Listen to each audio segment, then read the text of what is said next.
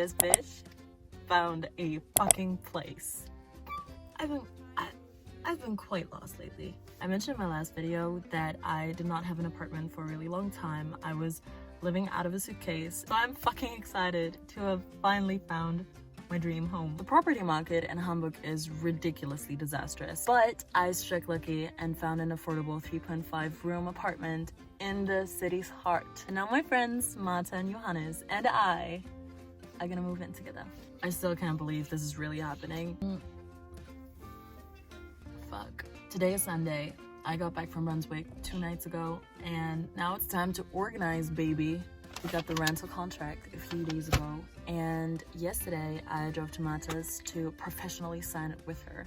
Today I'm gonna drop it off at the real estate company thing, basically our landlord. But first I'm gonna drive to a studio in the city because Johannes, my soon-to-be roommate, is filming a YouTube video. And he wants me to model in some of the clothes that he's gonna present in that video. If it's already out when I upload this one, I'm gonna leave the link to his video down in my description.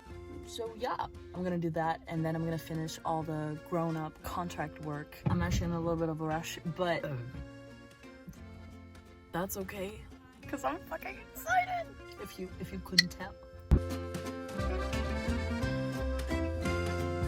Just met the kindest guy in the world. He got out of his house because my parking spot was a little bit small, and he reparked his car so that my car could fit in the spot. I love moments like that so fucking much. It really gives me hope for humanity.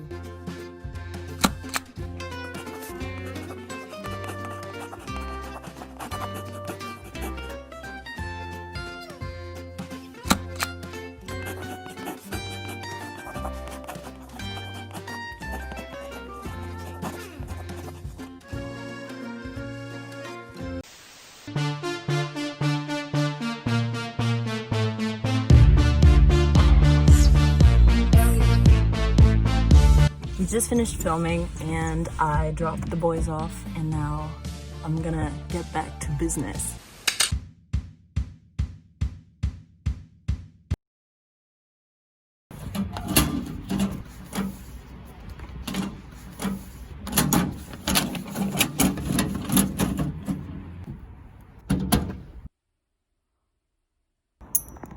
I did it.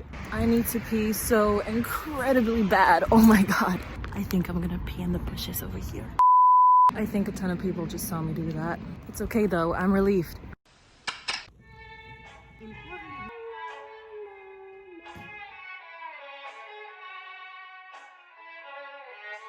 Ich bin Bruno und ich bin der Kameramann.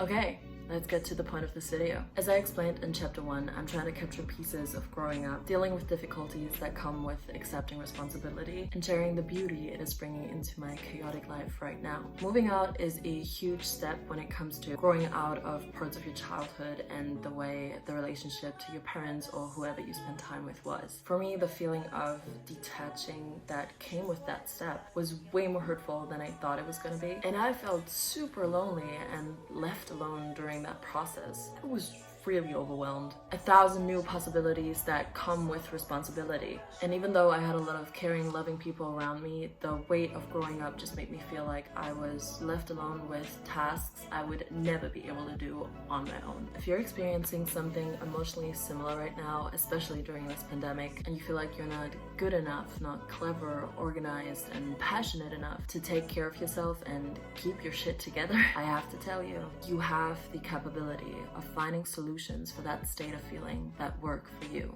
You are strong enough, and as soon as you figure out what helps you to get back on track, you'll realize how much power you have and what a sexy nugget you are. Of course, my experience might be totally different from yours, so maybe some of the following aspects won't do it for you, but here are some things that helped me to come home to myself and to be super duper grateful for every decision I make, for every responsibility I accept into my life, and every moment I have to handle on my own without help right next to me.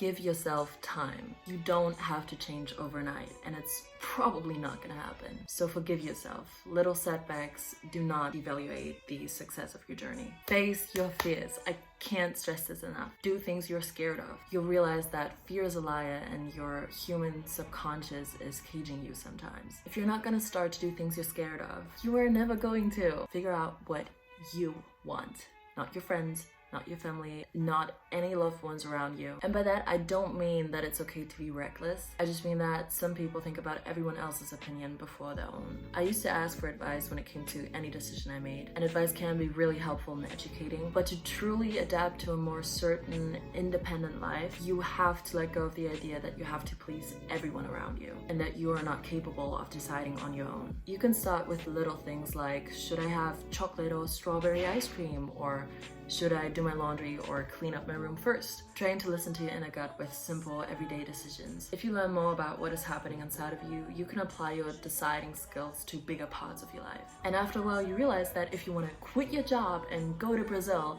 there's no one to make that decision except for you.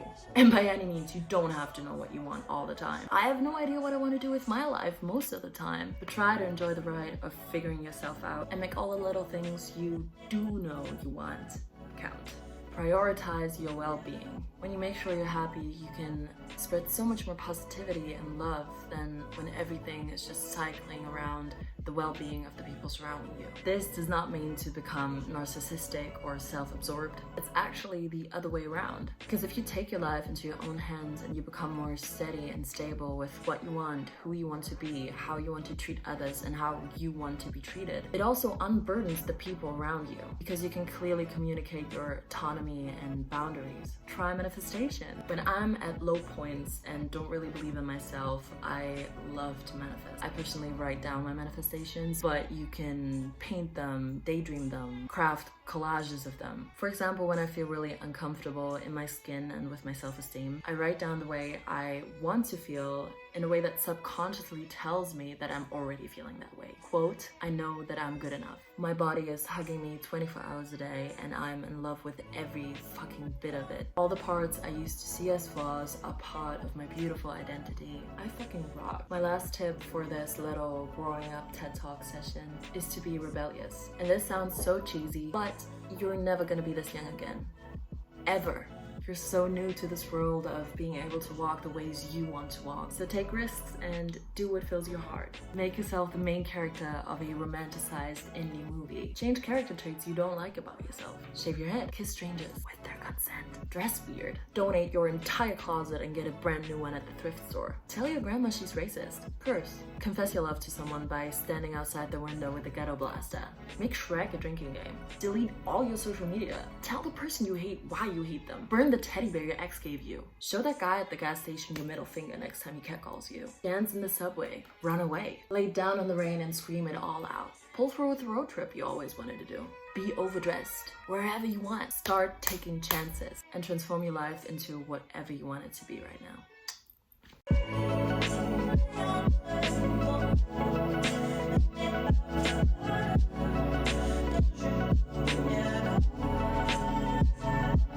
Ja?